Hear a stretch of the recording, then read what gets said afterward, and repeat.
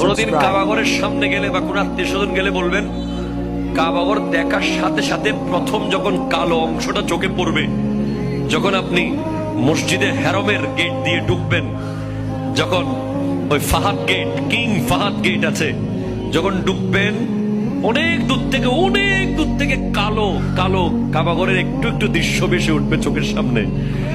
তখন দোয়াটা করবেন, কি দোয়া করবেন কয়টা? যখন কয়টা?